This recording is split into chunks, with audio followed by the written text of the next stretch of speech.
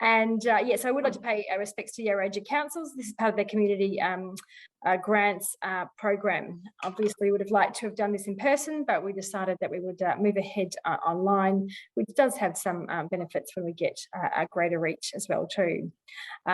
Zero Waste Victoria, if those of you have just come across Zero Waste Victoria for the first time in these promotions, is a not-for-profit organisation, and our mission is to educate and advocate to have a world with less waste. I've got Tamara here, who is one of our members, but she also does run Karina, which is a sewing and mending and all amazing things. I am amazed every time Tamara runs these workshops, and she turns basically what would have been scrap and waste into something that's pretty amazing.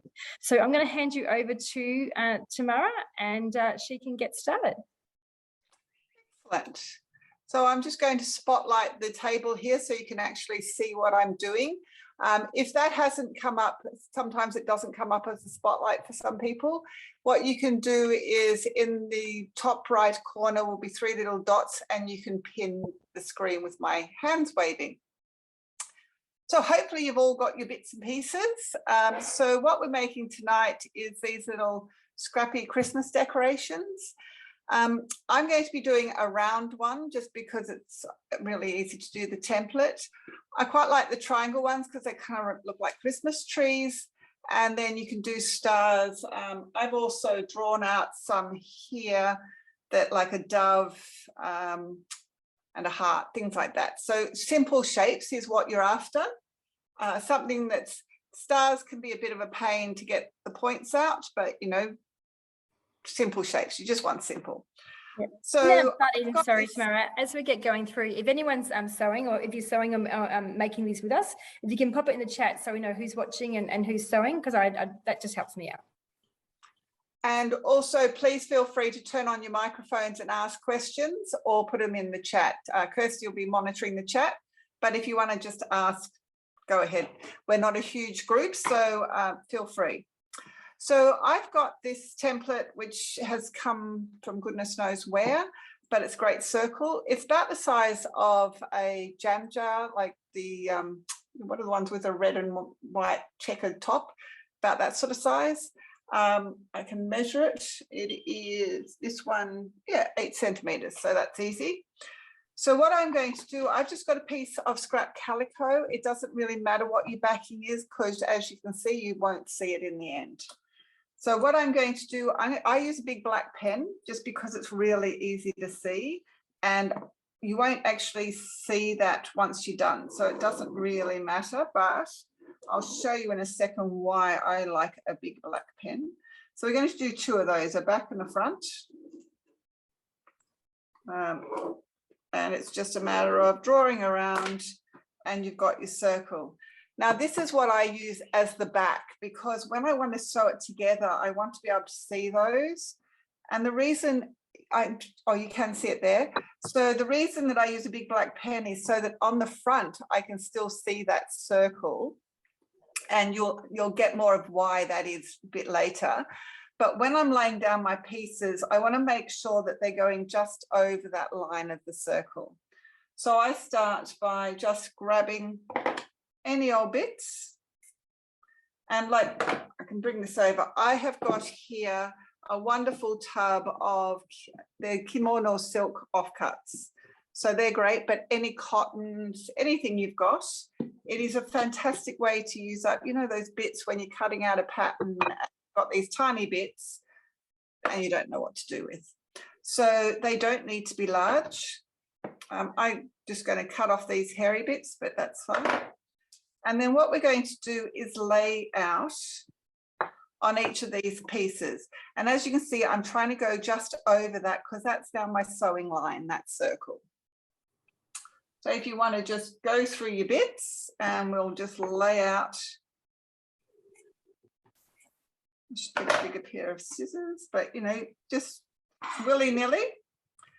And the first thing we're doing is laying them all out. So we're just going to keep cutting them up and popping them on any old, how that one, that side's got writing on it, so I might do that side. I might just get a bigger pair of scissors to make it easier to cut. So, yep, I might just put a bit of that over there. Got a bit And of red. is that slightly over the edge of your circle? Yeah, just slightly. So if you can see here, if I use something, so my line is here and I've gone just slightly over, not hugely. Oh, what is it, about maybe 3 or 4 mil? And that's so that when I'm sewing the pieces together, we don't actually see that. And if it goes over longer, that doesn't matter because we'll cut that later. So we just keep laying out whatever you want to, any colours. I can find an end, there we go. So, and the lovely thing is that the colours don't actually really matter, because what you end up with is a sort of a mixture of them coming together. And so, you know, it doesn't really matter if colours that you wouldn't necessarily normally put together, you can. But I'm sort of going to make this one reds and purples and whatever else is in this thing. But as you can see, like I'm working with lots of triangles here for some reason tonight. The other day I seem to be getting lots of squares. It's just where the cutting takes you and what your pieces are. So we're just going to overlay, and I will show you what we're going to do to keep these in place in a bit. But for now, I'm just going to keep laying those over until I've got enough that I'm going to fill both of these circles. And one of the other things that can be really fun is if you've got any metallics, is to throw a bit of metallic in these. So on the tree here, there's a bit of gold thread here, which doesn't come up so well in this light, but it is a bit slightly shiny. So that'll hopefully catch my Christmas tree lights. Put a bit of pink.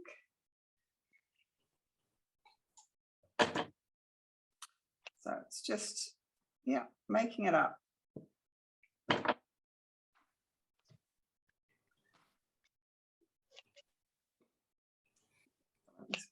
The pieces you're using are quite small. Is that going to be more effective, or if you just, you know, wanted to cut them bigger, like would that change the look? You can cut them, yeah, you can cut them bigger, you just don't get the amount of colour. So I don't know, I always think of, you know, nice little scraps are great for adding lots of colour. But, you know, I can do bigger pieces, like here's a bigger piece here. So I could put that maybe that way. Totally up to what you think you want yours to look like. And then I can have another little piece here that goes maybe on that edge. So we're just making up, but we're basically seeing our circle and covering it. So here we go. And if you've got a selvage like this one, doesn't matter, whack it in there.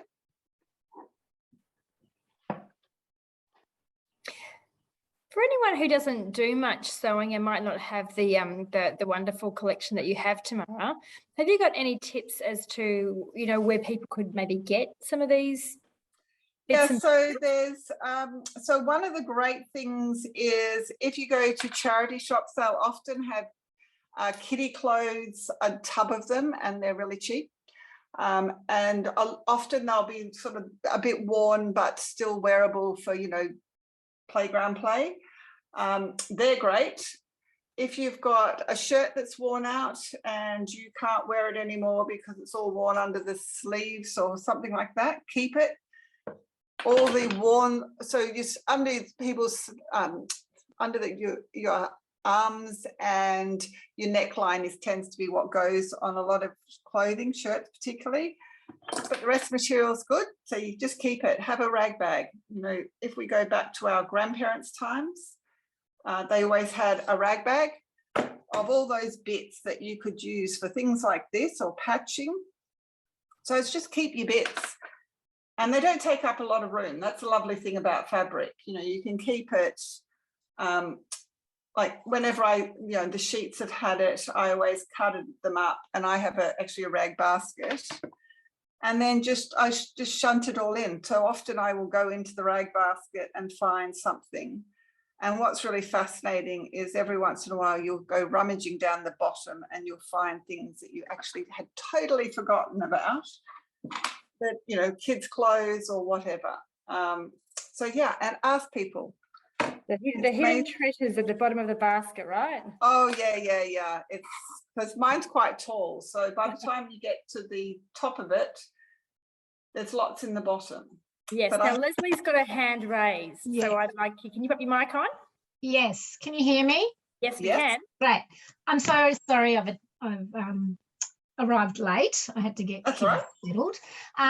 Now, I didn't receive instructions on what we needed, so I'm watching, but I've got scraps fabric, so I just wanted to know. Yeah, so you just need a backing fabric, and it doesn't matter what it is because you won't see that. Okay. So what I've done, if I just tip that, I've drawn on the back of it in quite a dark pen, my circles off my template, which I've just used this one, which is about 8 centimeters-ish. Sure. And just a lid of a jar. And you can make triangle stars, it needs to be just a simple pattern if you're going to do it like a dove, something plain. Yeah. Then we're just cutting up bits, and at the moment we're just laying them over.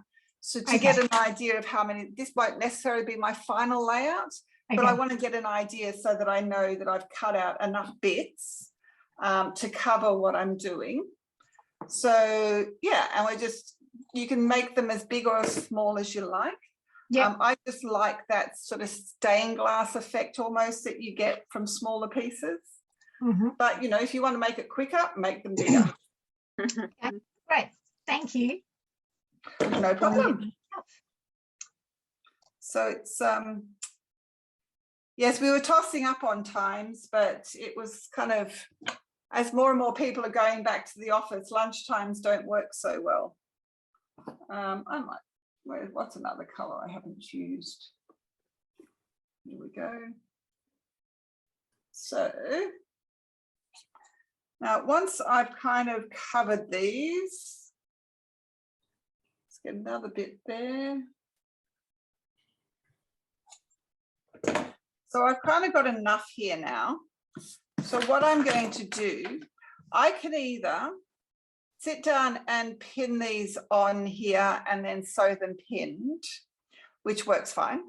But what I can also do is take these all off and get a glue stick. So these glue sticks, I haven't got my kedgie out, just a sec.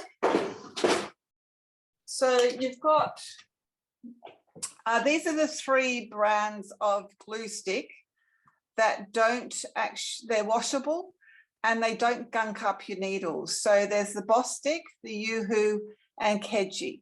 Now the Yoo-Hoo for this larger size, I think it's about $3.50 or something, and I think the Boss Stick's about $2.50. At Officeworks, this Kedgie is $1 for 2. So it works really well, and it's really cheap, which isn't great. But the nice thing is you don't use that much, so it lasts for a very long time. And I'm just using up these little ones at the moment. But what we do is I just now draw with my glue stick all the way around my circle and colour it in. And then I can just lay those pieces on and they'll stay in place. So that means that when I'm sewing, I don't prick myself with pins. So, how I had it laid out before is not going to be the final thing, but at least I know I have enough to cover. And if I end up doing them so differently that I don't have enough, I can easily add some. But I tend to find that just doing it first so the glue doesn't dry too much just means that, you're not having the glue dry out while you're cutting up. But, gluing is fantastic for little patchworks.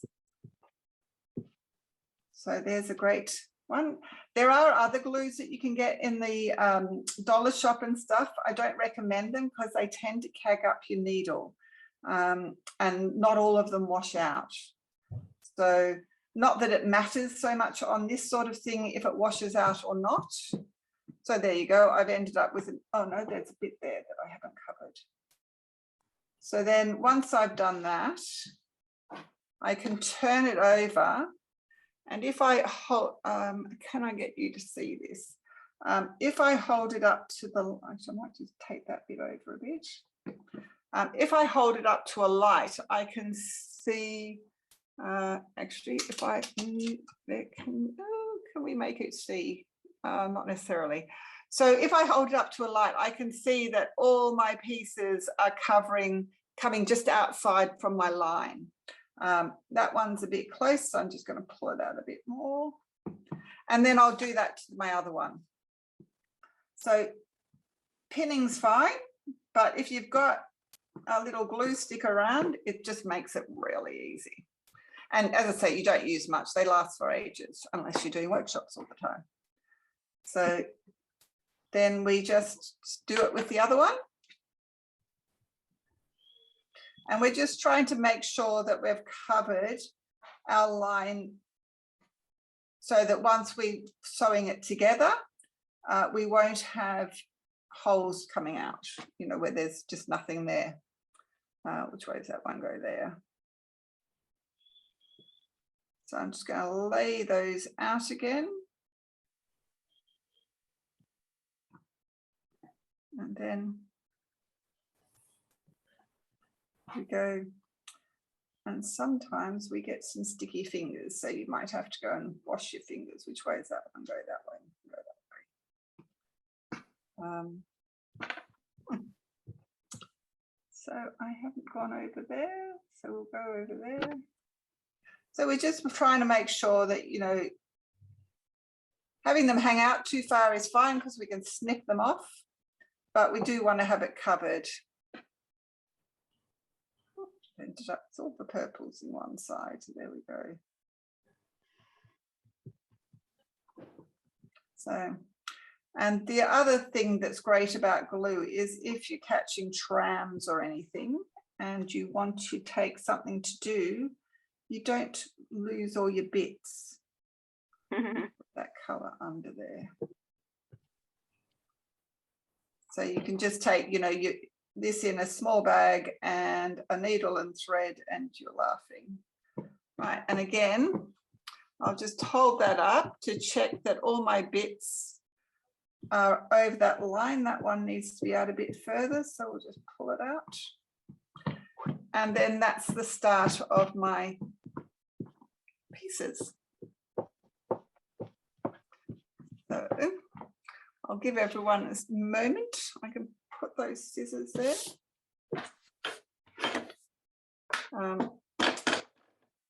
But like I've got these plastic containers that actually came from my mother's stash that have lids on them, and they're great for storing all these scraps because you can just line them up or toss them in a cupboard somewhere and it keeps it really tidy, but you've always got them there.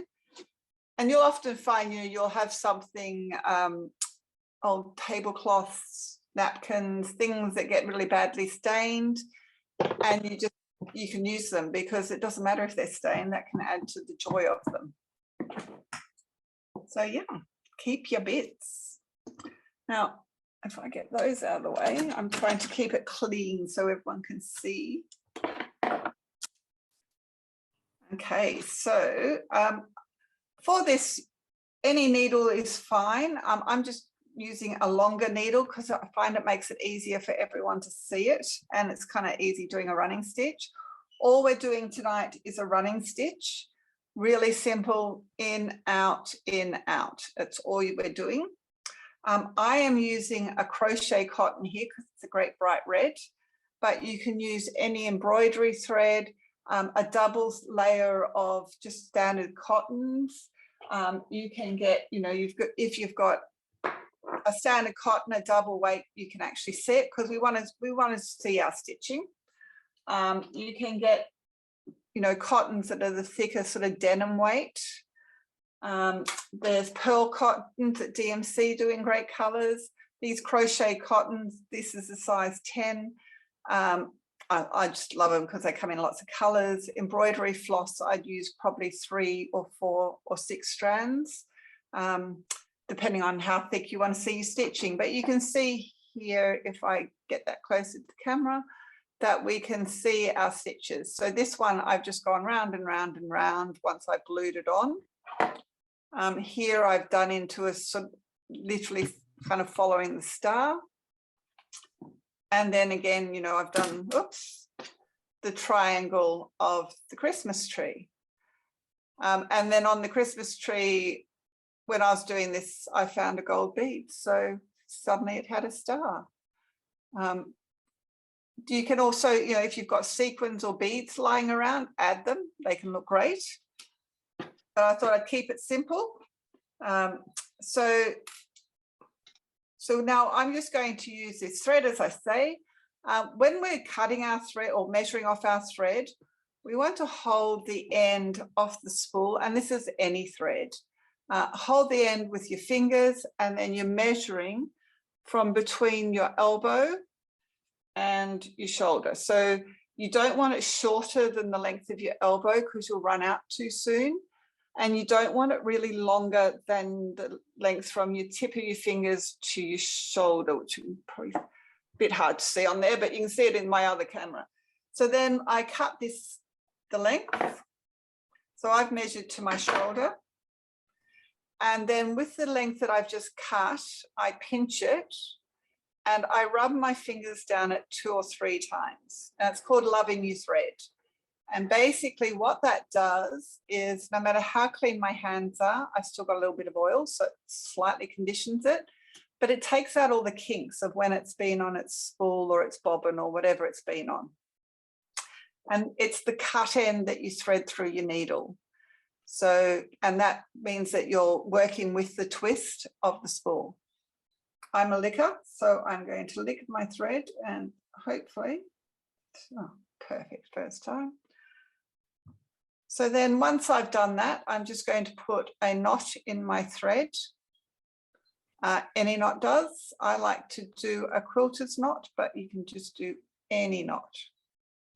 And we're going to take our knot and then decide, you know, whatever you want to do, feel free. What I tend to do though is I start on the back of it. And then what I do is I sew along whatever my line is. So whatever pattern I've done here, whether it was a triangle, star, whatever, I'm sewing the first row on the back so that I can make sure that I'm getting the right shape, and then I work with the inside. So a running stitch is literally just in and out. And I'm just doing 2 for the start. You know, your stitches, any size is fine, but I like to keep them about the sort of ½ centimetre-ish because I find that with the little bits, it just keeps them all in place better. So as I say, I'm just doing the running stitch all the way around the edge.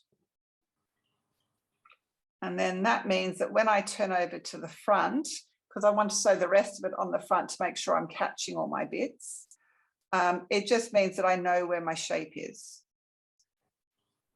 But you don't have to, you can do it from the front the whole way and kind of guesstimate where your circle or your triangle or whatever shape you're doing is.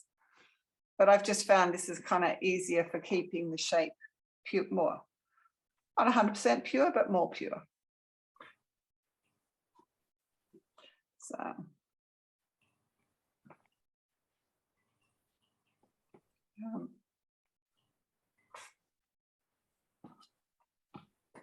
Then this is, you know, fantastic for ends of threads because, you know, on the often on you, especially your sewing threads, you'll just end up with that little bit on your spool that isn't enough to actually sew another outfit or item, but you don't really want to waste. So if you double it up, because it doesn't matter if we run out and change colors, it can really add to it because you don't have to do the one color the whole way. You can keep changing your colors and that can add to the embellishments too.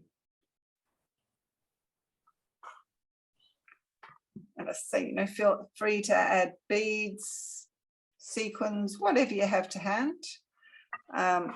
if you do this with kids and you get out some sequins and some beads, you will end up with some amazing designs. They love it. And because it's a simple running stitch, it's really easy. You can do it with quite young children. We just have to have the old learning about the sharp of the needle bit. But so you can see, you know, I'm getting my circle here.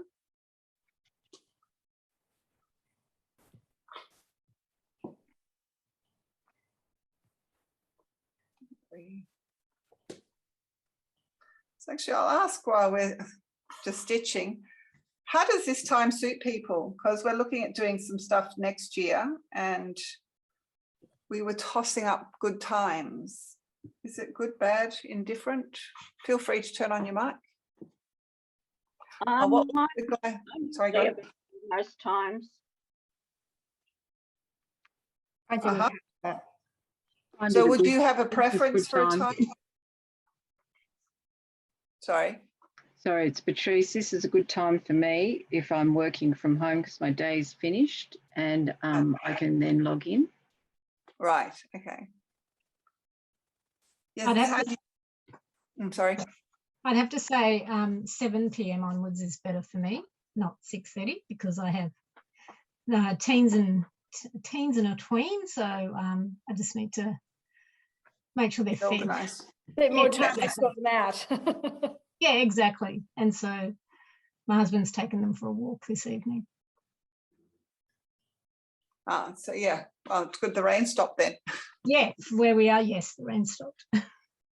Yeah, someone's asked about the brand of glue stick. It's Kedgie, is that right? K-E? Kedgie, yeah. So if I show you again, there we go.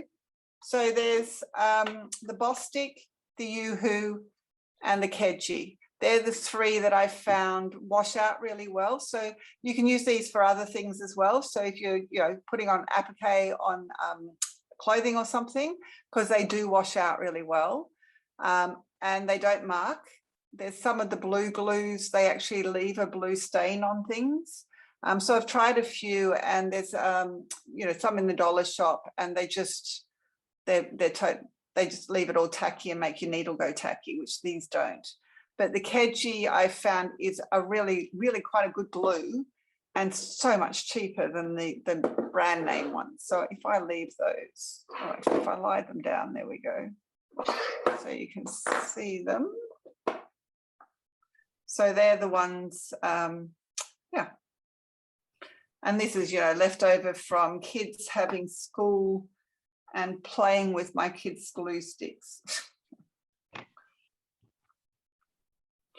But very handy for projects you're taking out and about. So then once I've got to the end of my circle, I'm just going to go around to the front.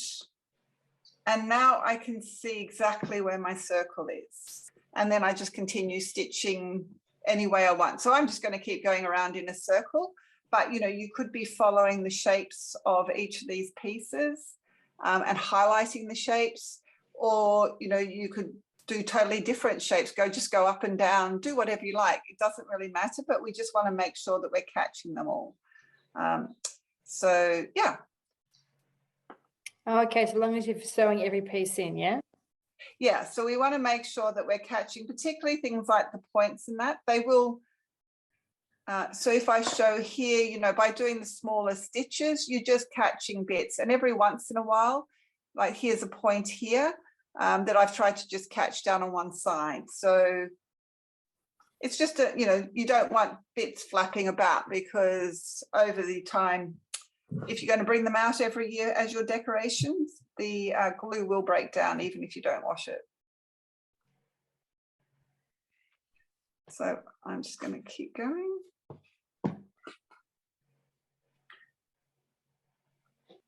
And you don't have to be too fussy or perfect with your stitching, because it's sort of just part of the pattern of the joys of using things up.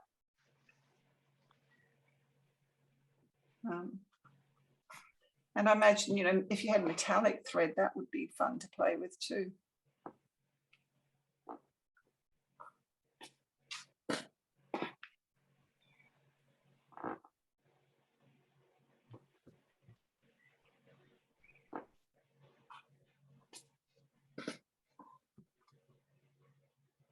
So talking about where to get material, there are some charity shops. I've noticed someone at our local Salvos is doing it, where, you know, a lot of clothes that they donated, they can't sell. They're just too torn or in such a state. So at the Brunswick one on Sydney Road, I notice every once in a while, someone's been cutting them up and making bags of scrap material. So you might find that at your local charity as well. That's a great idea. Or, you know, but the other thing about the charity shops is it costs them money to get rid of this stuff. So they'll often let you go in with a shopping bag. I know so there's the, what is it? The Brotherhood St. Lawrence, which is on Brunswick Road, yes, in Brunswick. And they'll let you go in often with a shopping bag for $5. You can just fill it out of their rubbish bath. Well, they have these big sort of metal cages. And that's where, you know, often I'll go and collect some great things. And sometimes I've got some beautiful wool and hand knitted jumpers out of there and things like that, that they've got holes in them, so they can't sell them. So it goes to waste. You know, someone's lovingly knitted these things. So that's worth asking too at your local charity shop, if you can just take stuff out of their waste. And what do you do with those jumpers? What do you use? So I tend to darn them. So Yes. I will darn them Good. and then hand them on or give them back to the charity Fantastic. shop. Oh, that's great. So yeah, because, well, so if you go back sort of probably 20 years or so, you used to have, when, well, I suppose it's sort of my mother's and grandmother's era. Like I remember my grandmother always going to the charity shop twice a week, and they would sit and they would take off all the buttons of things that they couldn't sell and cut up the fabrics, and they would repair a lot of things. So, you know, well, grandma used to go in and just sit and repair jumpers, and then they could sell them. Well, there aren't the people willing to do that or with the know-how to do it anymore all the time. So it's not happening. And yeah, so the charity shops, they bail it all up and it goes to landfill. And it costs them quite a lot of money to do that. Oh, yes. Yeah. So now once I get to the end of my thread, when I always think of the end of my thread as being about 1.5 lengths my needle. And if you stick to that sort of rule, it just makes it easier to knot off. And then, you know, I just knot it off on the back and then start again with another piece of thread, because we're not going to see this back, so we can be as messy as we like. I don't tend to leave a tail less than about 1 centimetre, just because it's less likely to unknot. But yeah, just do your thing. So again, you know, I cut it at that end, I pinch it, I love my thread 2 or 3 times and go again.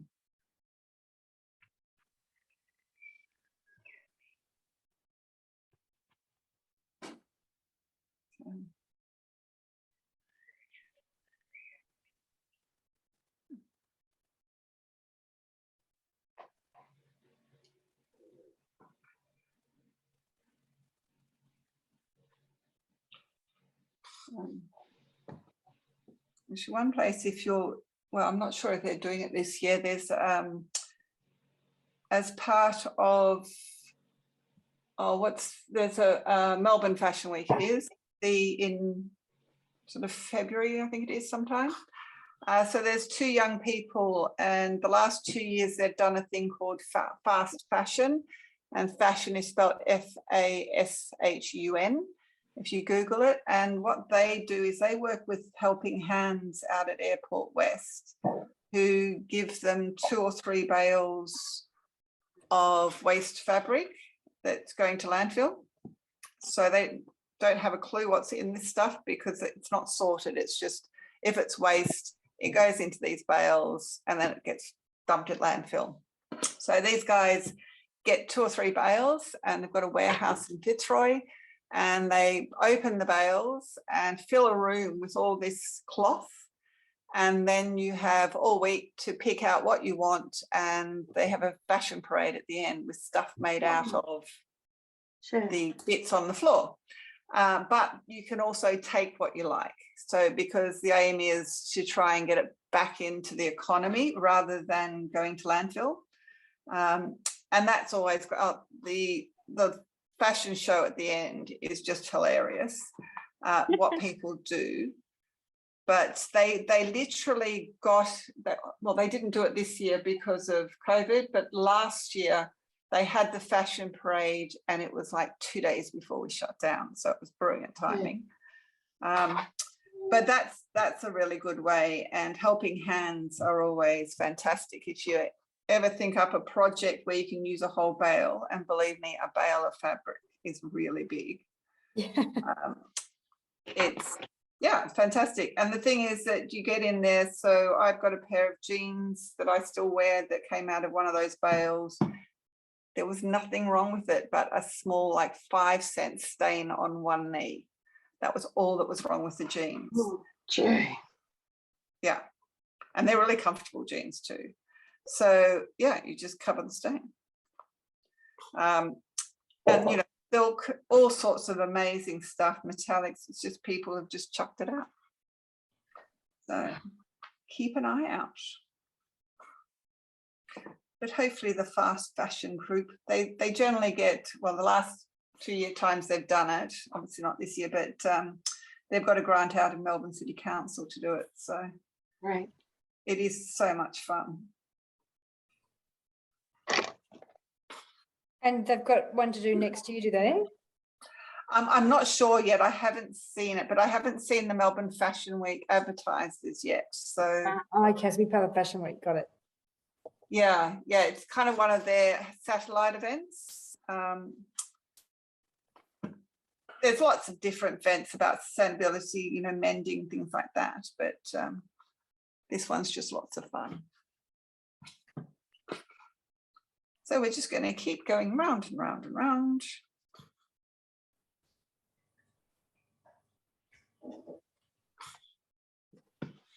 And it's kind of one of those things that's just nice and time. The lovely thing is if you put on some nice music on a sunny day and sit under a tree, it's lovely because you can just meditate stitching.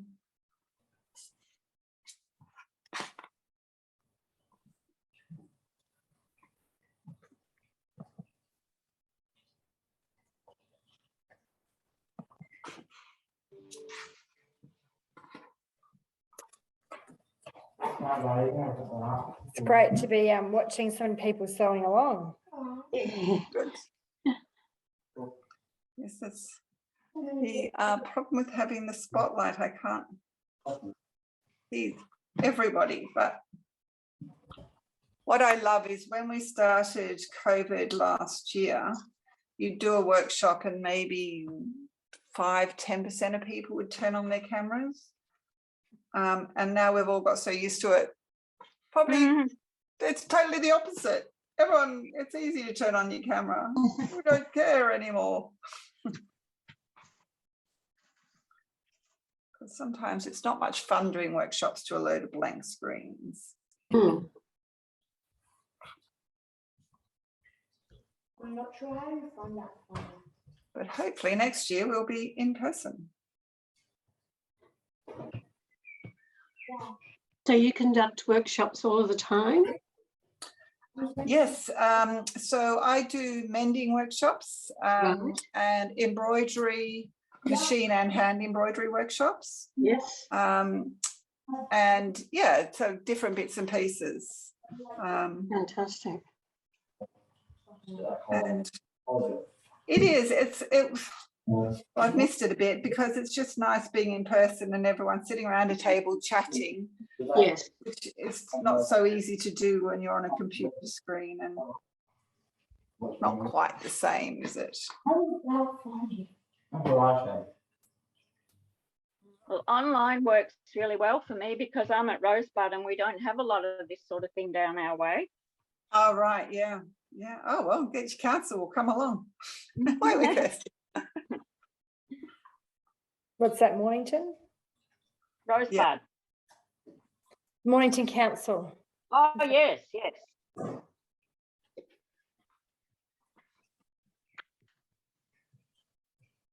It's well, at least it's nice that more and more of the libraries are doing this sort of after dark things as well, which is quite good. Does Mornington Council do those? I'm not sure. I've only retired recently, so I haven't been involved in a lot of those things until now. And of course, COVID has precluded those. Yeah, yeah, everything. Well, a lot of them aren't going back till February anyway, so Yeah. because we didn't come out of lockdown in time to kind of do anything much for this year, which is why this is still online. It's it was, well, I think a lot of people didn't think we were going to open up as much as we did until Christmas, so who knows. Not long prior to COVID, my girlfriend and I both together started doing some sewing workshops, just teaching people to feel comfortable with their sewing machine and just do basic sewing. But that very quickly came to a close. Yeah, yeah. Yes, I came to it. Well, it was the everyone spent ages postponing and changing dates until finally you give up. Yeah. So where were you doing the workshops? We started off doing them from our homes, and we had organised to do some at the local community houses like Rye and Somerville, but of course that didn't eventuate. So yeah, yeah. I don't think that we'll start up again because we've both sort of gone on to different things now. Well, that's the thing, isn't it? Yeah, people change their focus during the shutdowns as well. Yes. So yes, I think a lot of us rethought things. And some of us found sewing again, didn't we, during COVID? Yeah. Amazing. Yeah, so it works both ways. Yeah, I've loved it. It's been wonderful for me. well, what was lovely is once masks were mandated, I was doing a lot of mask making and hand sewing your masks workshops, and it was fantastic. Because a lot of companies were sponsoring them. Yes. And it was great, the amount of guys that came along and realized sewing wasn't so hard after all. So it was really good. So there we go. Yeah. So I finished that side. So I've just kind of gone to the center and knotted off. And like you can do it closer. I've just done that easily. And all I've done is gone round and round and round.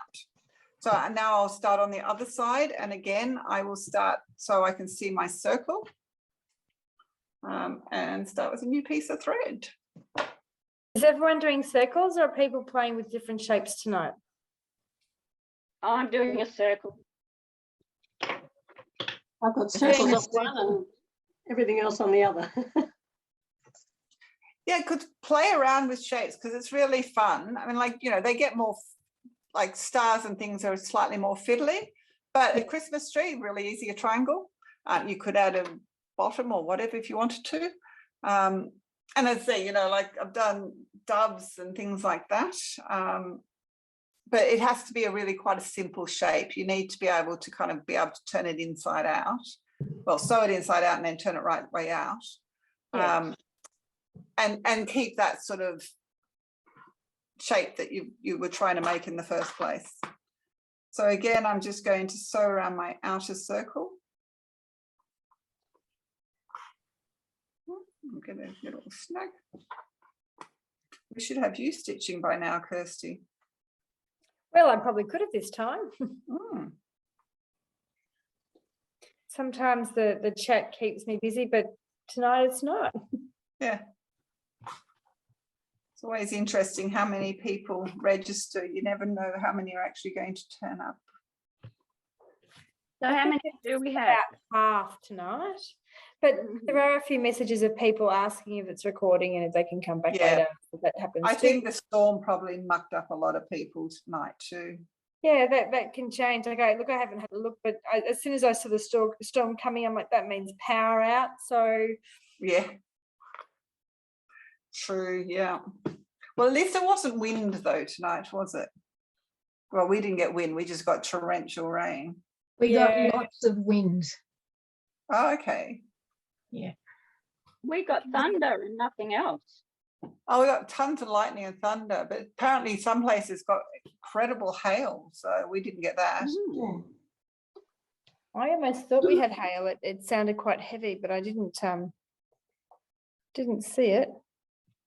Well, yeah, tin roof, I was really worried it was still going to be really heavy because I couldn't hear a thing earlier. But even, insulation doesn't kill all the noise. So. Mhm. But yes, it was a good downpour. But at least the bird bath's full again. So, yeah. We should have some music on in the background. Mhm.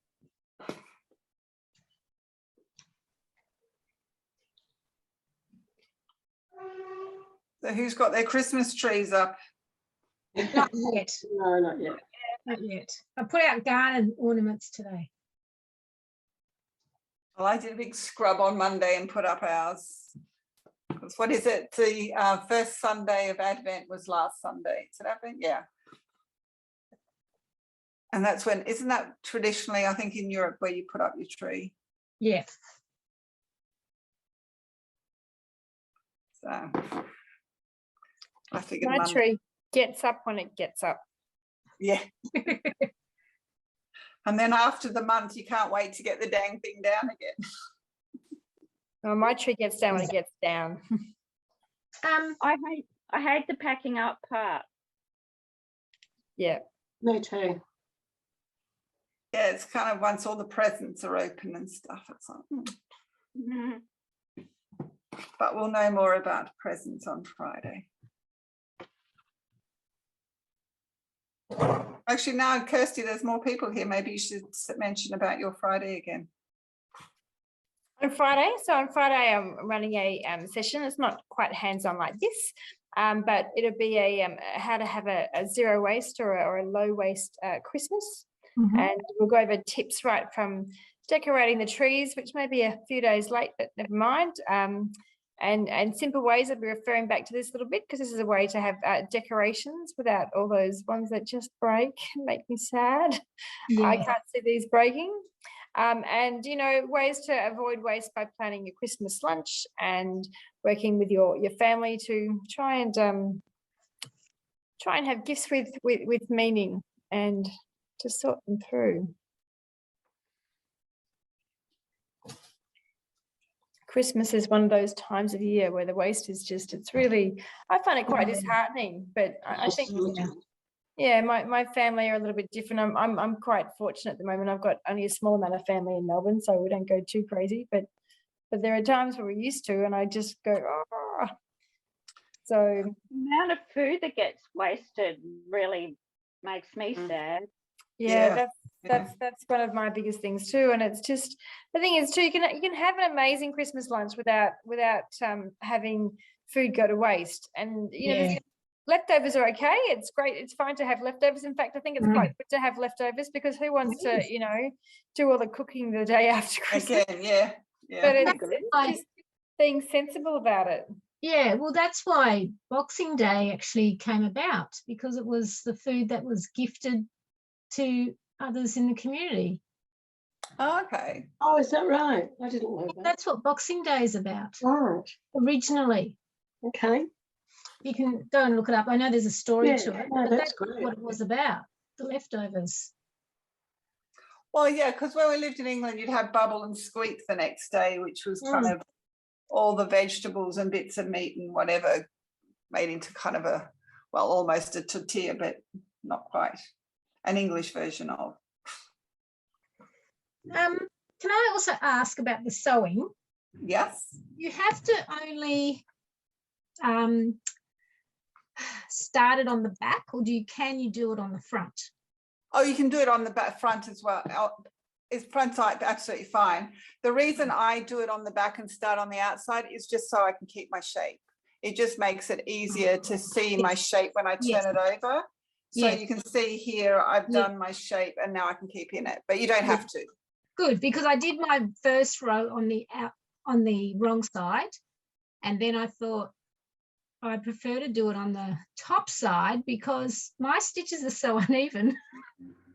Oh yeah, and it's like I always, I do my outer layer on the wrong side and then I turn it because I want to be able to see that I'm catching the material as well. Yeah, exactly.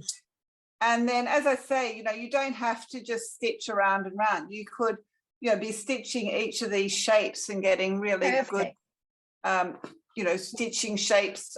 You could be just going straight up and down in rows. Anything you like. Changing the thread can make a difference too. So, you might start and do a couple of rows of red, a couple of rows of green, whatever. Oh, good. Yeah, it's whatever you want to do. It's just basically no waste.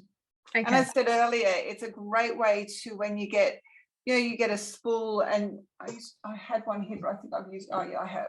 So, you get your spool and there's just a little bit left after you've sewn something. I use this up today. And it's a great way to use up those because it doesn't matter if they're short bits. I just double the thread over and stitch a bit in that colour. Oh, that's a good idea. Yeah, good for using up all sorts of bits. Yeah. Because you often end up with those spools that it's just not enough to do a real project or a seam or anything. Oh, good idea. Good idea. So I have a kind of I can show you my basket of bits. Oops, if I get out. So these are all random bits that, they've just got not enough to do another real project on. Yes. And then, I've got the empty spools too, but it's just really nice to have them. So when I'm doing something like this, I'll just grab. And generally there's a similar colour, if not the right colour for, something I'm doing, or I might want a total contrast. Yeah, that sounds good. Oh. Well, this is a good way for me to use up all my Nana's threads that were given to me. Yeah. And I wouldn't use it for sewing a garment because it's so old, but it's. Yeah, that's right. Yeah, it'll probably just break, but for this, it's fine. Yeah, exactly, because I'm not going to be wearing the garment. And that's the thing for, if you're wanting to get threads, often charity shops or your grandmother's stash or your mum's stash, whichever, are great. But if you're getting them there, always test them. So what you do is you just grab off a little bit and just give it a short, sharp tug like that. You're not ripping it really hard. You're just giving it a tug. And if it breaks, it's no good. And there's nothing you can do about it. Yeah. So don't buy it. Okay. And that's the same for wool, for cottons, nylons, anything. Short, sharp tag. If it breaks straight away, it means it's just dried out. It's left in the sun or it's had dust on it for a long time. Yeah. So, okay. Good to know. But yeah, you can get great threads, and often, people will have looked after them. It's just that they've gone into care or passed away and their family just don't want it. So they'll just dump it all at the charity shop. Yes. I've got also my late mother-in-law's stash as well, and her mother's as well. Yeah. I've got lots of generational bits and bobs. Yes. See, my mother was the person who died with the largest stash. She won. So, she had, because my great aunts were stitchers, so she had all their stashes from them passing away, and she kept buying as well. So, she won. Yes. But it's given me a very good stash.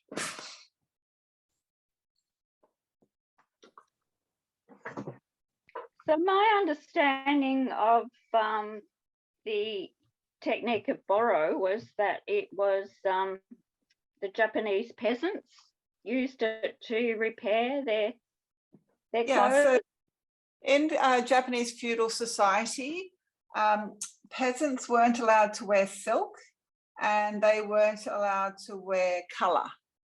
So they would do indigo dyeing. So that is why traditionally the Boro is a very, very deep blue or shades of blue and white. And generally cottons or hemp, depending on where you were in Japan, depended on what they were based on.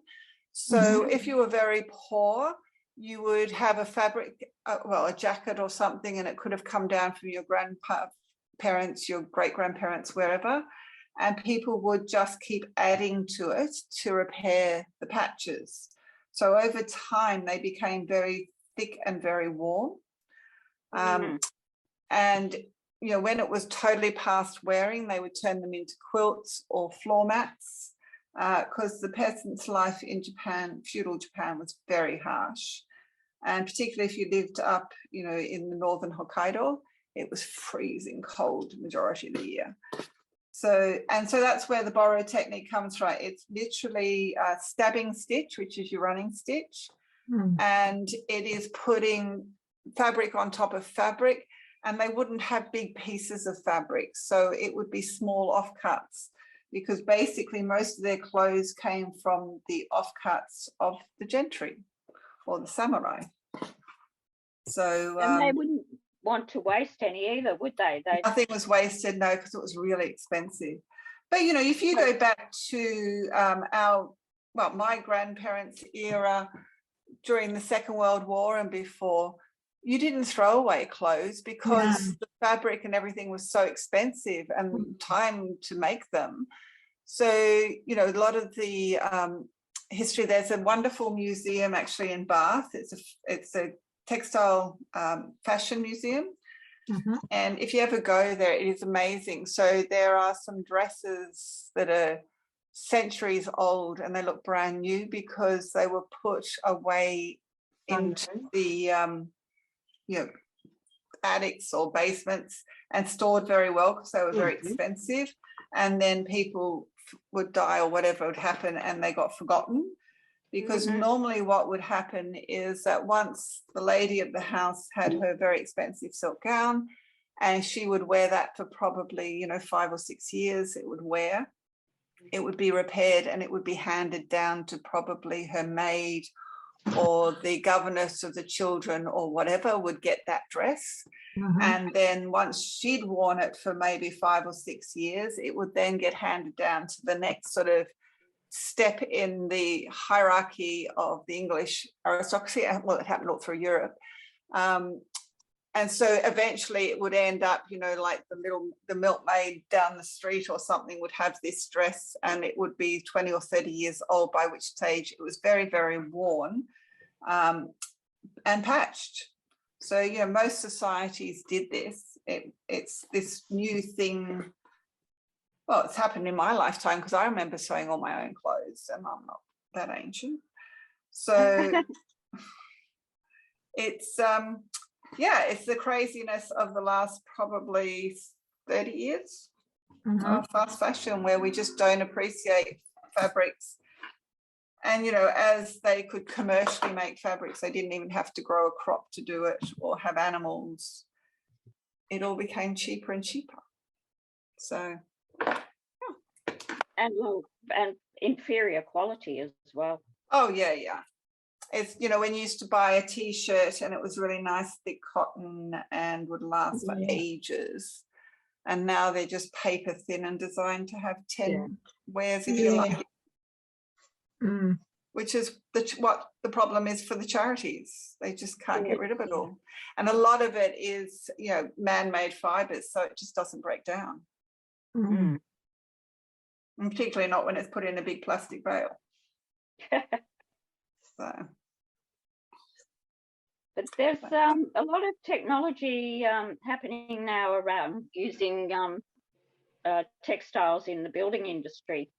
Form of tiles and other things. So that's I hope that sort of progresses. Well, so one of the things that, I can show you actually. One of the things that happened with, I'll just get it out just a moment. That is the advantage with doing things at home. Yes. You I can quite just like go, it. yeah. Because, you know, if we were all meeting somewhere, she would just have to tell you about it because she wouldn't want it just in case. So if you go in an ambulance nowadays, St John's ambulance is this one from, they don't use the cotton blankets anymore because of COVID. They don't wash them. So what they use, this is plastic and textile waste, and they make them into these blankets. Okay. And the thing is that they have to throw them away because of they don't know about COVID infection, and you can't actually wash these. I have washed this one. They do last.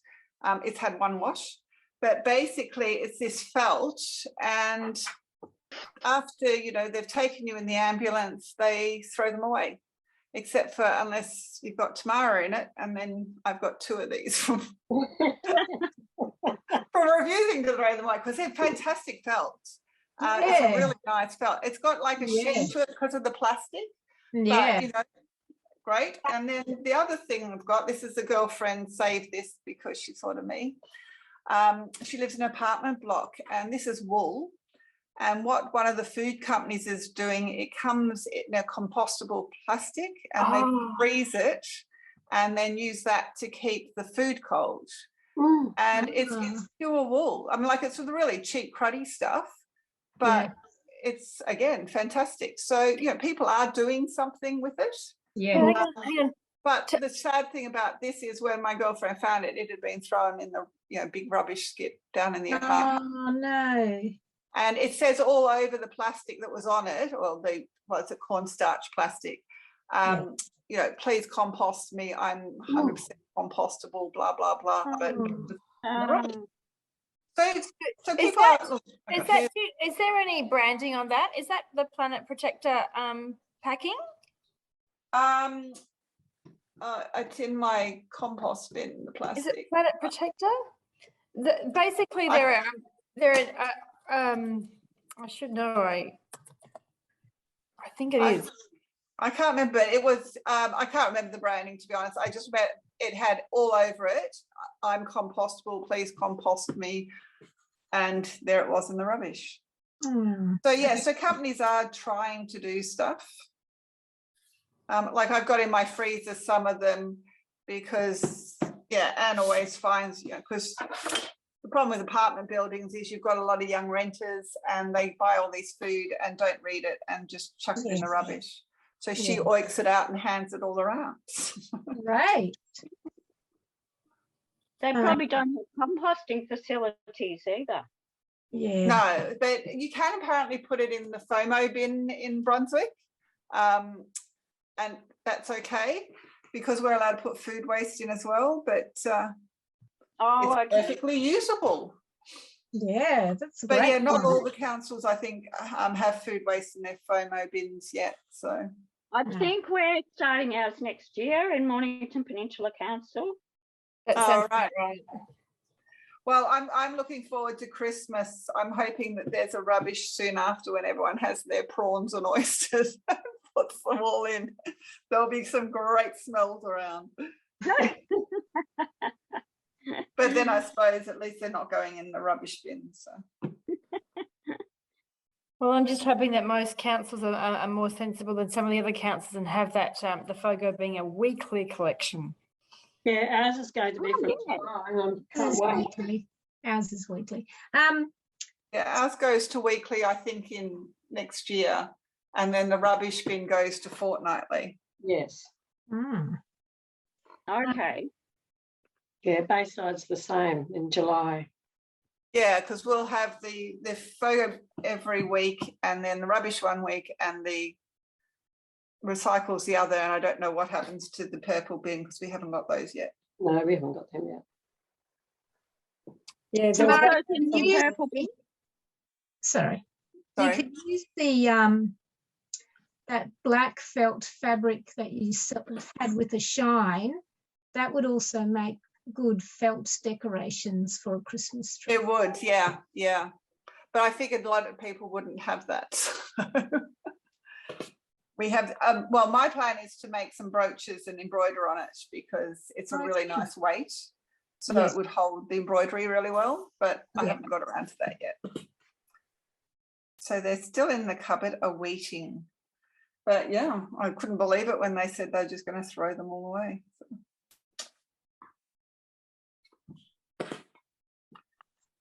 So yes. I used to have a neighbour who worked for St John's Ambulance, but he's moved on, which was a shame because I could have got him to nab me loads. Mm. Oh, the neighbour down the road, her daughter works as a They're parent. probably not allowed to. are They might not be able to, yeah, with COVID. I mean, that's why they brought them in, was so they could not have to disinfect. But Yes. as we were the ones in the ambulance, it was okay to take it. Yes, of course. They also have the, I think it's called the little blue towels, and the towels are used for surgical, and they're single use, and it's a bit different. I hope they can continue it through COVID, but I know at the start of COVID, I actually got a few packs of them, and they basically get them, they launder them up, and then they just resell them. And that they actually, it's great. Like the money all goes to where the profits go to charity, but they also have, you know, the workers, that basically there's certain the disabled workers and things like that. So they're actually, you know, giving them a go as well too. So it's a great little social enterprise. Wow. But Yeah. yeah. So yeah, my mother used to, had a friend who was head of A&E in Canberra, and they have all the scissors that they would literally open a plastic pack with and then let it again. Yeah. Yeah. So she used to collect them up and then chuck them in the dishwasher, and they used to make sewing packs to send off to, can't remember where, somewhere in Africa. Every year they'd send off these masses of sewing kits with these scissors in. And I use them for my workshop. They're great scissors. They are great scissors, because I got some because my husband had to have nurse come out each day for a while, and every time they left them, and so still using them. They're wonderful. Oh yeah, they're really nice and sharp, and they Yeah, have the very ones that sharp. are really sharp little tiny points. Yeah. Fantastic for getting into appliques and things. Mm. Yeah, I went through that too. A few years ago, I had an infection in my hand, and every time I was just like, really? Yeah. Now I've got all these scissors lying around the house.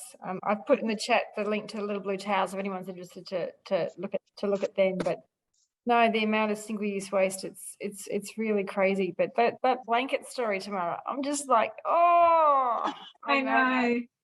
That makes. But I me do really think they're going, sad. at least they're actually recycling rubbish to create something and then kind of put it back in the rubbish, rather than Sure. doing something from scratch and then just straight away rubbishing it. But yeah. But it's still a shame because obviously it's they've done it. It's from reclaimed materials, which is definitely an upside, but it's a shame because they could be reused again. Oh yeah, easily. I mean, their problem is that they can't put them through the really hot wash because apparently they just totally disintegrate. Yeah. I just put it through a standard wash and it stood up fine. But you know, 60 degrees, things do totally different things. Yeah, but if they're going to put them through a hot wash, they'd use the reusable. So they used to use reusables. This is 100% Yeah, the COVID cotton. driven. Yeah. Mm. Well, you know, you think of those big, heavy hospital cotton blankets that you used to get that, you know, your feet feel like they're getting crushed to the ground, that they're so heavy. You're right. And it's always nice because they bring them out of the kind of warmer thing. Right. So I have finished doing my 2 circles, and I notice it's 1:45. So what I'm going to do is I just cut it kind of anywhere. And then I'm going to put the 2 wrong sides together, and I try and match up so my circles are pretty much even. And then I just shove a pin in the middle because I don't need to pin it everywhere. Mm-hmm. And then we'll sew around, but we want to leave an opening to be able to turn it back in the right way. And once I've sewn that, I will trim this off, and I will use all this trimming as the stuffing. So I'll just make sure that should go around. I keep all my sewing threads from the machine and I use that as stuffing. Oh, fantastic stuffing. Yeah, because it's lovely and soft. Yes, I do that. I've got bags of it. And I bits. do too. Yeah. And from my overlocker. Oh Yes. yeah, all those funny Yeah. little tails. So when Yeah. I'm sewing my thing, so that's my outer, and so I'm just sewing on the inside of that first row of stitching. Mm-hmm. And then that way I just kind of know that I am getting my Yes. bits. So, you know, you can see I've lined up my circles because I'm getting the needle Yes. to go in the inside of each. And then again, it's just literally going around Yeah. in a Are you doing- circle. Sorry, are you doing a back stitch or are you doing No, the no, just no, the whole thing is running stitch. running stitch? Okay. Yeah, it's just next to the other stitch. So because it's quite a bit thicker, I'm just doing, well, I'm not really doing a running stitch, I'm just doing straight stitch. So single stitches because it's a lot thicker now. Yeah. But yeah, just straight stitch all the way around. And if I feel like here that I'm coming off slightly, I just give it a tug.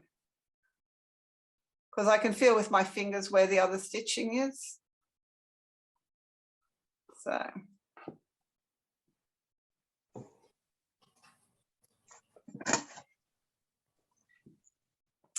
And then we get around.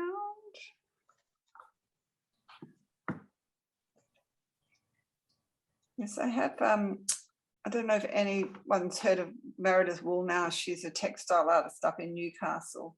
Yeah.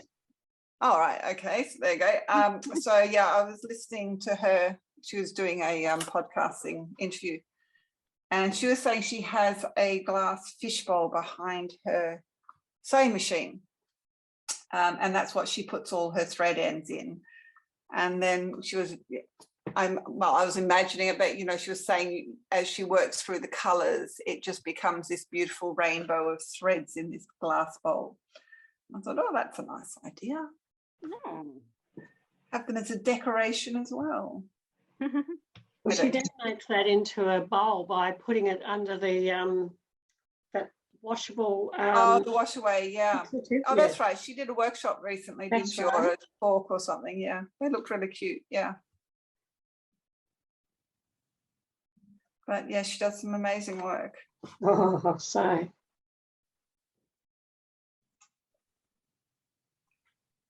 Yeah.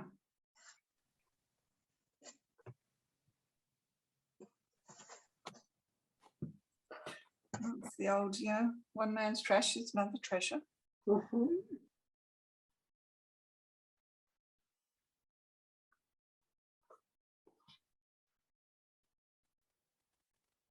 So.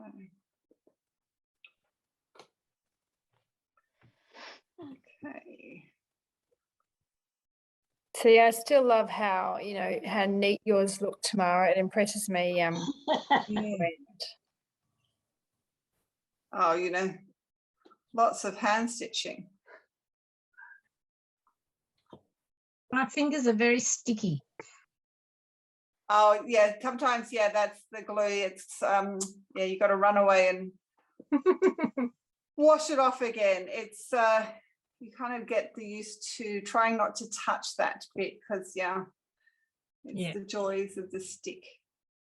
Yes. So then so I've left, what is that, sort of about 5 centimeters, 6 centimeter hole there, and then I'm just going to knot that off.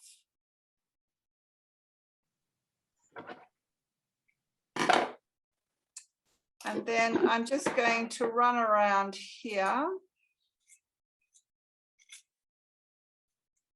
It doesn't have to be neat. It doesn't have to be incredibly close. Where the opening is though, I will go slightly wider, just so I've got more to play with to tuck under. And then we turn it right side out by fiddling around. Doobie doobie doo.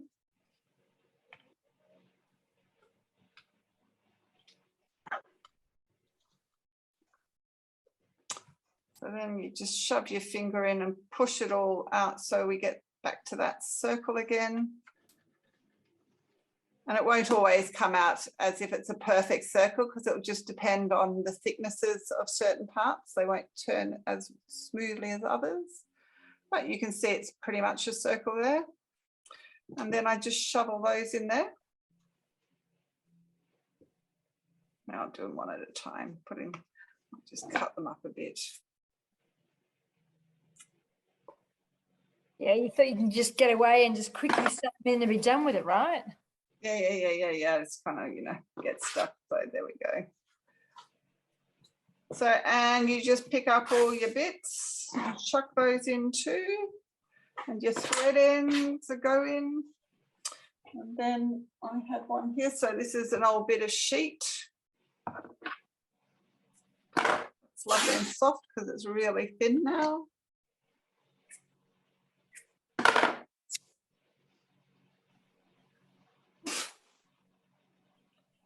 And I just find ripping it into smaller bits just gives you more play with the stuffing. Mm-hmm.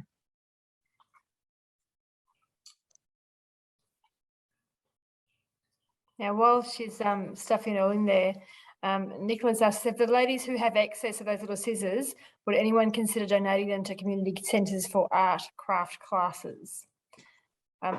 Nicola, have you got a community centre in mind when you asked that question?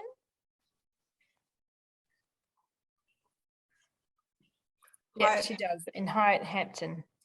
So if anyone's so one thing, Nicola, you can do is you can actually go to your local health centre or hospital, and sometimes, not all of them, they will actually keep them for you.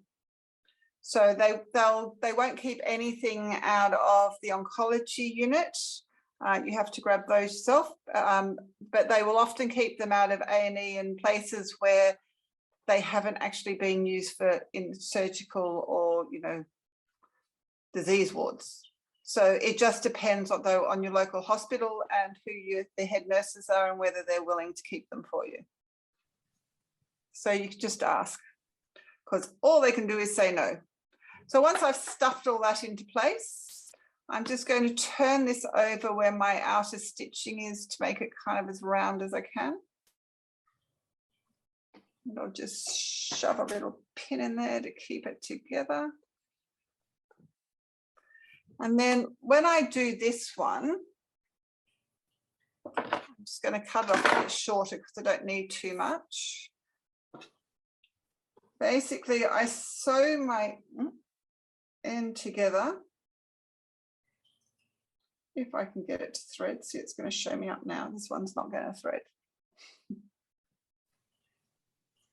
This was in between doing workshops, a couple of workshops in person in between lockdowns. And I was really conscious of trying not to leave my thread because I do it all the time. So yeah, so you just start at one end, and then I'm just going to do a little kind of slip stitch around. I'll take that out now and just catch it, and I do it sort of close-ish, and you won't really see this, so if you keep it kind of small and close-ish, it sort of disappears into all the pattern. It's quite thick, like that bit I'll just tuck in.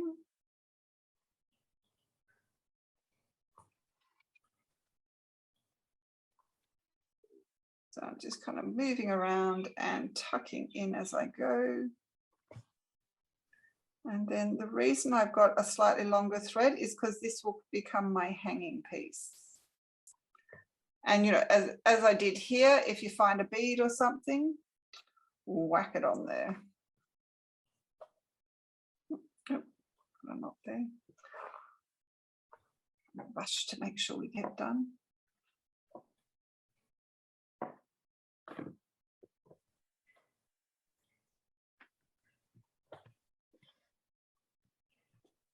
Okay, just get all the way to the end.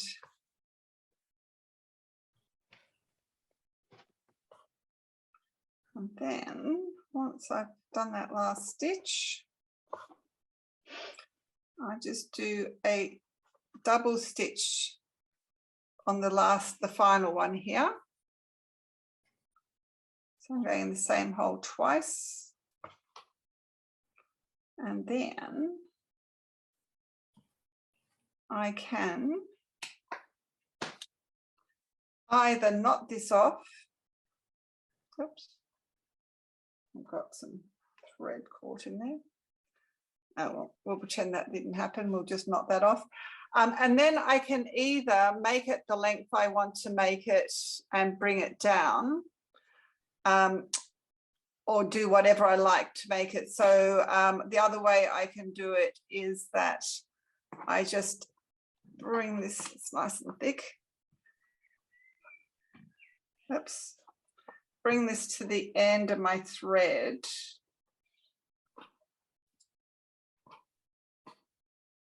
Stitch that through and knot that end off.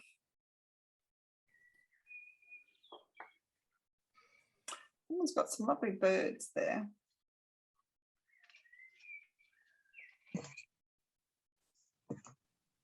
So I just knot that off. And then I just shove that in and pull it out any old where. And just snip that off.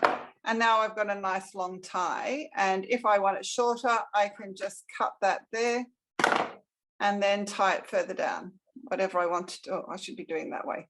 Whatever I want to do. And as I say, you know, if I had some beads, I could wax some beads on there or do whatever. And then there you have your Christmas decoration. Beautiful. Lovely. Fabulous. So nice and simple. And you can see that, you know, the colours kind of all come into themselves depending on the thread you use. If you change it and use lots of nice metallics, and you know, because of time I was just sticking with the red, but if I wanted to I could have done, you know, a row of red, a row of green, a row of purple, and picked out colours. So there we go. So hopefully you can now make ways. And the lovely thing is that, you know, kids can do these. Keep the shapes simple to triangles, circles, squares, whatever. Really easy for kids to have fun with. Get out some sequins and beads if you've got them and add them. Great place to get odd beads is, you know, again, the charity shop, those crazy necklaces that goodness knows where they ever come from, but they sell them for $1 each. Great way to get beads. So there we are. Has anyone got any questions? Oh, that was great. Thank you very much. Of size of needle. So any needle will work that works with your thread. When you're looking at your needle, it's basically, if you take your thread to your needle, that one's too big. That's what I was using. So basically your thread should be the similar width singly as your needle and the eye. If your eye is smaller than your thread, it will rub and break. And if it's larger, then you're making a bigger hole in the cloth than you require. So depending on your thread, depends on your needle. And as I said, yeah, the easiest way to do it is you get your eye and you look at it, and the eye should be a similar size to your thread. Just minutely larger is fine, but lots larger. And like if I tried to use, you know, this needle with this thread, I'm going to end up with a really big hole and ruining my fabric because the thread's not required. Whereas if I tried to use this needle with this thread, I'm just going to wear, because that's far too small. So I'm wearing my thread and it will break and not have the strength that it would if you use the right needle. So yeah, any other questions? No. That was fabulous. Thank you very much. Oh, no worries. Well, you enjoyed it, and hopefully you'll go on and use up all those bits and pieces you have hanging about. I could absolutely. Yeah. And please do send through any photos. You can send them through just on the email or through social media, whatever. We'd love to see what people do.